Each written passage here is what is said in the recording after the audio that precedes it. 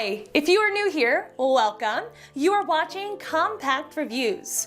We aim to update on the latest and best everything that has to do with cooking and the kitchen.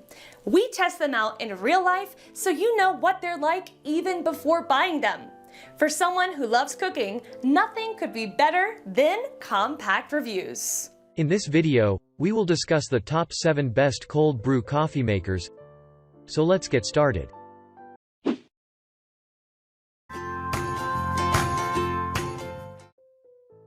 Number 7.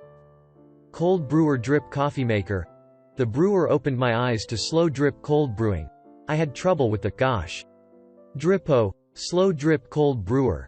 See the not recommended section below, but the Bruer turned me around. It makes a delightful, concentrated, virtually grit-free cold brew. Instead of pouring a bunch of grounds into water and letting it sit, the Bruer lets water drip through the grounds using gravity. It looks a little bananas at first, but it's simple. You fill the bottom of a glass container with coarse coffee grounds. Below the grounds is a steel mesh filter. After you dampen those grounds, put a paper filter on top, snap in the silicone seal, and place the container into the glass carafe. Fill up the top section with water and ice, then twist the knob in the center to slow or speed up the drip. You want a drop per second, as needed.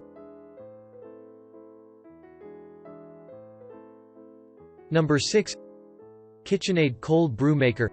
KitchenAid doesn't make the absolute best cold brew I've had, but more care went into its design than almost any other pot I've listed. It's made of steel and thick glass, with a built-in handle and a spigot for dispensing cold brew.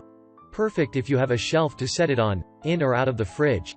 There's also an XL version that holds 40-ish ounces of coffee and has a stand to sit on the countertop.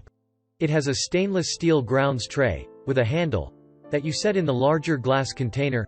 Dampen your grounds, then fill it with water. It says it holds 28 ounces, but I easily fit 32. Let it sit for at least 12 hours, as usual, 24 if you fridge it, and you're good to go. The steel filter is too porous and does let a lot of sediment through, but KitchenAid smartly has a textured bottom that lets the grit settle on the sides of the bottom.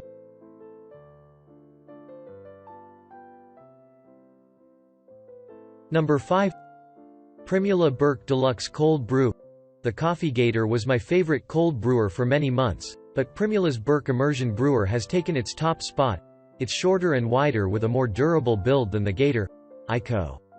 Didn't quite fit it into the door of my fridge, but it could fit in some. It makes about 32 ounces of coffee at a time.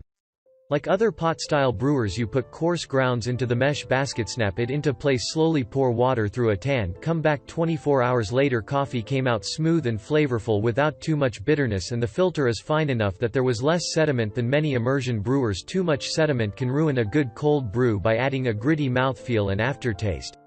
Cleanup is easier than some brewers because the bottom of the Burke's filter screws off, allowing you to easily eject used grounds.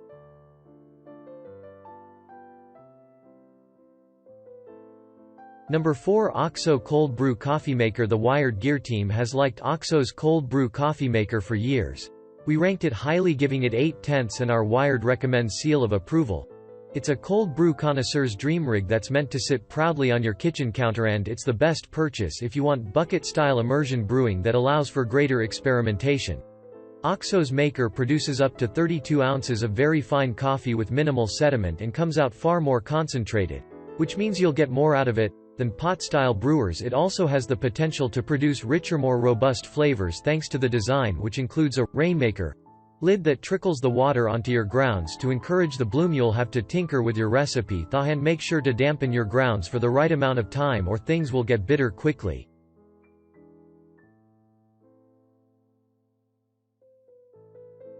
Number 3. County Line Kitchen. Cold County Line Kitchen is a family-owned business in Wisconsin. Its cold brew maker uses a trusty old 2-quart mason jar and stainless steel filter basket to brew. It works much like the Coffee Gator, but you can make a ton of joe with it. You fill the basket with a lot of coffee grounds, pour up to 64 ounces of cold water through it slowly and let it sit for 24 hours. When it's done, take out the filter basket and use the lid to pour. In my tests, the County Line produced relatively smooth cold brewed coffee, though it was somewhat gritty, likely because the steel filter is a bit too porous. Use coarse grounds. Time equals 0.4s, greater than the instructions also tell you to shake the jar after adding water, but I found that a bit of coffee can leak out even if it's sealed tight, which seems to be a common mason jar problem.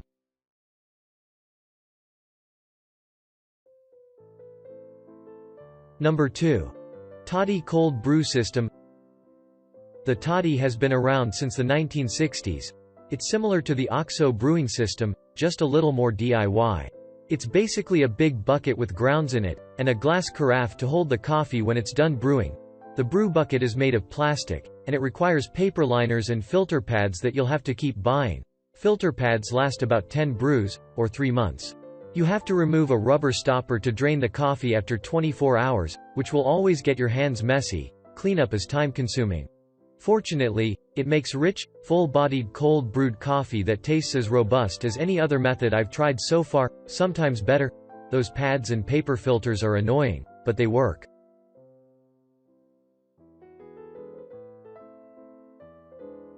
Number 1. Coffee Gator with Scoop. There's nothing insanely unique about Coffee Gator's glass immersion cold brew coffee pot. There are a host of pots that look just like it on Amazon, but the included metal scoop and collapsible funnel made adding grounds and water an easier, tidier process. I liked them so much, I began using these handy accessories with all the other cold brew makers. Cleanup is also faster than other brewers because you can quickly detach the grounds filter, which has a twist-off bottom for easy rinsing.